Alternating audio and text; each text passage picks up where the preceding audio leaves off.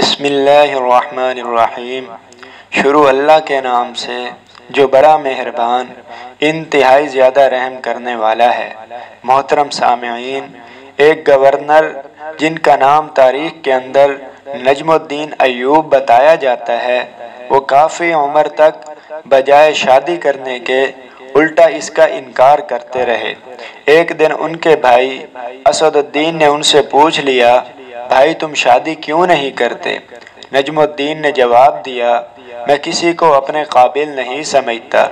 اسد الدین نے کہا، میں آپ کے لیے رشتہ مانگوں؟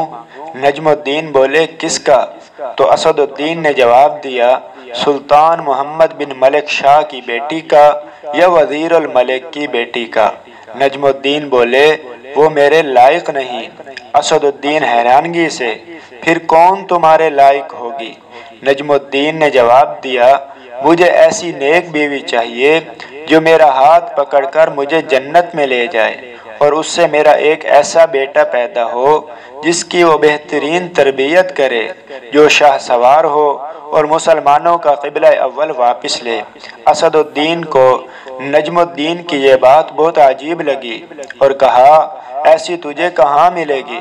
نجم الدین بولے، نیت میں خلوص ہو تو اللہ پاک نصیب کر دیتے ہیں۔ ایک دن نجم الدین مسجد میں ایک شیخ کے پاس بیٹھے ہوئے تھے کہ ایک لڑکی آئی اور پردے کے پیچھے سے ہی شیخ کو آواز دی۔ شیخ نے لڑکی سے بات کرنے کے لیے نجم الدین سے معذرت کی۔ نجم الدین بھی سنتے رہے کہ شیخ لڑکی سے کیا کہہ رہے ہیں۔ شیخ نے لڑکی سے کہا، تم نے اس لڑکے کا رشتہ کیوں مسترد کر دیا جس کو میں نے بھیجا تھا؟ لڑکی، اے ہمارے شیخ اور مفتی، وہ لڑکا واقعی خوبصورت اور رتبے والا تھا مگر میرے لائق نہیں تھا۔ شیخ بولے، تو تم کیسا لڑکا چاہتی ہو؟ لڑکی بولی، شیخ مجھے ایک ایسا لڑکا چاہیے جو میرا ہاتھ پکڑ کر مجھے جنت میں لے جائے، اور اس سے مجھے اللہ ایک ایسا بیٹا دے جو شاہ سوار ہو اور مسلمانوں کا قبلہ اول واپس لے۔ نجم الدین حیران رہ گئے، کیونکہ جو وہ سوچتے تھے وہی یہ لڑکی بھی سوچتی تھی۔ نجم الدین جس نے حکمرانوں اور وزیروں کی بیٹیوں کے رشتے ٹھکرا دیے تھے، شیخ سے کہا، اس لڑکی سے میری شادی کروا دیں۔